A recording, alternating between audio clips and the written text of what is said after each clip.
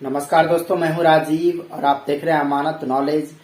दोस्तों, आज हम जानकारी प्राप्त करेंगे कि भूदान का जमीन था, लेकिन मेरे चाचा जी ने अपने नाम करा लिया और यहाँ तक कि ऑनलाइन पोर्टल पर भी उन्होंने अपने ही नाम से चढ़ा चुका है।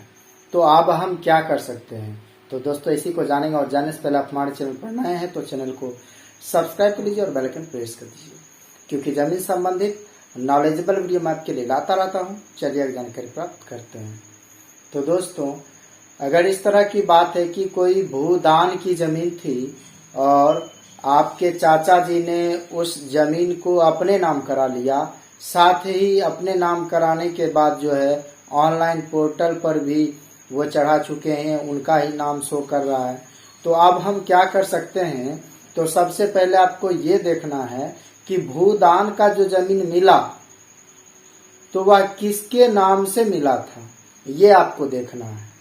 अगर मान लीजिए कि हो सकता है, आपने तो ये मेंशन नहीं किया था, लेकिन हो सकता है कि आपके पिताजी के नाम से हो या फिर दादाजी के नाम से हो जो जमीन आपको मिला है भूदान में, तो ये देखना है। और फिर भूदान से जो दाखिल खारिज हुआ है, भूदान का जो दस्तावेज होता है तो उससे दाखिल खारिज भी होता है, तो उससे जो दाखिल खारिज हुआ है और फिर लगान रसीद जो कटा है, तो वह लगान रसीद भी किसके नाम से है?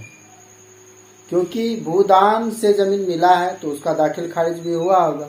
अगर दाखिल खारिज हुआ है तो फिर उसका जो लगान रसीद है वो कटा है, तो वो दोनों दस्तावेज क्या मैच होते हैं, इस चीज को देखना है। अगर मान लीजिए कि किसी अदर पर्सन के नाम से, आपके पिताजी के नाम से या दादाजी के नाम से जमीन जो दान में मिला है वो पेपर था, उसका दाखिल खारिज हो रखा था, लगान रसीद और आपका दस्तावेज दोनों सेम है, मतलब सेम नाम से है,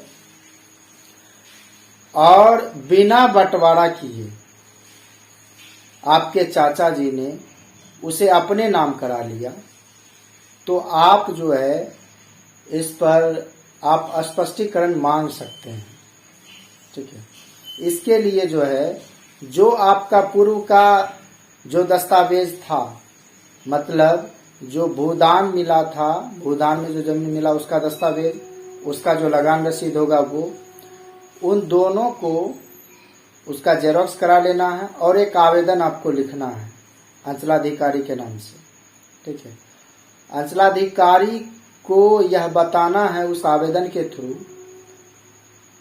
कि जो संलग्न दस्तावेज है, संलग्न दस्तावेज से डायरेक्ट जो भी व्यक्ति का नाम हो, आपके अंकल जो भी हो, तो उन व्यक्ति का नाम से ये जमीन कैसे हो गया, स्पष्टीकरण दे।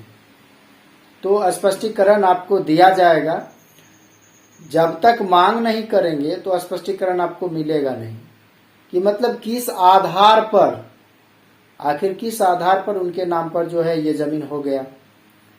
तो ये पता चलेगा तभी जब आपके पास वो पुराने दस्तावेज हो जो भूदान का है, वो दस्तावेज आपके पास होगा, तो उसके आधार पर आप स्पष्टीकरण मांग करेंगे, तभी आपको स्पष्टीकरण मिल पाएगा। अगर आप सही होंगे, स्पष्टीकरण देने में अगर असमर्थ होंगे वहां पर जिन्होंने ऐसा किया है, तो फिर उनका जो है जमाबंदी कैंसिल भी हो सकता है। ठीक है, लेकिन आप अगर जेन्युइन हैं, सारा सब कुछ सही है, तो आप स्पष्टीकरण की मांग जरूर करें। तो दोस्तों, उम्मीद करता हूँ समझ गए होंगे। अगर समझ में आ गया तो वीडियो को लाइक और शेयर करना ना भूलें। मिलते हैं नेक्स्ट वीडियो के साथ, तब तक के लिए अलविदा।